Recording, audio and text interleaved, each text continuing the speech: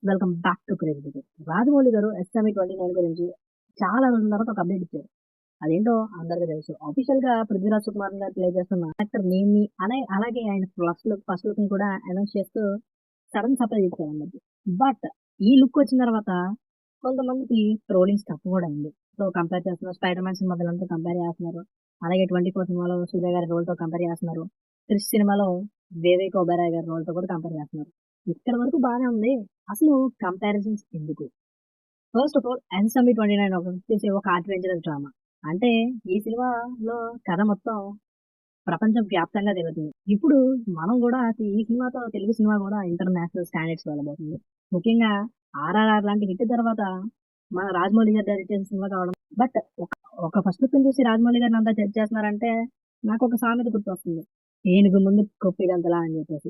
Yes, Rajamouli గారి సినిమాలకి trolling అనేది కొత్తేం కాదు. ఆయన ఎవ్రీ మూవీని ఏదో ఒకలా ట్రోల్ చేస్తూనే ఉంటారు. ముఖ్యంగా సినిమా రిలీజ్ అయిన తర్వాత ఆ సినిమా సీన్స్ ఇక్కడి నుంచి కాపీ కొట్టారు, అక్కడి నుంచి కాపీ కొట్టారని కొంతమంది. ఫస్ట్ లుక్స్ వచ్చినప్పుడు ఇక్కడి నుంచి లేపేశారు, అక్కడి నుంచి లేపేశారు అని చెప్పేసి 'బాహుబలి' టైం నుంచి కూడా ఉంది. ముఖ్యంగా 'బాహుబలి 1 అండ్ 2'కి ఇది చాలా గట్టిగానే జరిగింది కంపారిజన్ అనేది. సో రాజమౌళి గారి సినిమాలో ఫస్ట్ లుక్స్ ఇవన్నీ పక్కన పెడితే ఆయన చెప్పే స్టోరీ ఉంటది కదా! ఆయన ఇచ్చే ఎలివేషన్స్, ఆయన స్క్రీన్ మీద మనకి చూపించే ఎమోషనల్ డ్రామా అనేది చాలా స్ట్రాంగ్‌గా ఉంటుంది.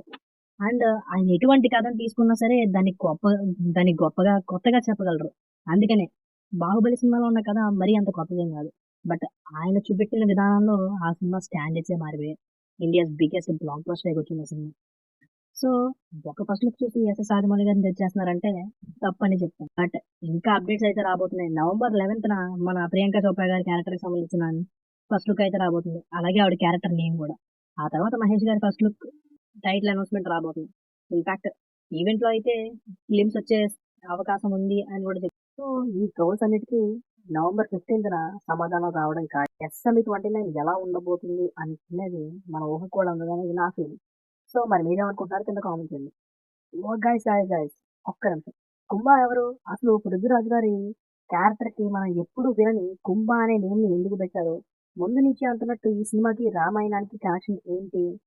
అసలు ఆ లుక్ రిలీజ్ చేసిన లుక్‌లో గాని, లీక్ అయిన వీడియోలలో గాని అంతంత పెద్ద ట్రీస్ ఎందుకున్నాయి అనేది మనకి వచ్చిన డౌట్స్ కదా! సో ఈ డౌట్స్ అన్నిటికి థియరీని మీకు చెప్పాలని అనుకుంటున్నాను. సో దానికి సెపరేట్‌గా వీడియో చేద్దాం అనుకుంటున్నాను. ఈ వీడియోని కొంచెం సపోర్ట్ చేస్తే నెక్స్ట్ ఖచ్చితంగా ఒక మంచి వీడియోతో మీ ముందుకొస్తాను. సో గైస్, సబ్స్క్రైబ్ చేసుకొని పక్కన ఉన్న బెల్ ఐకాన్ అయితే ప్రెస్ చేయండి. Thanks for the watching.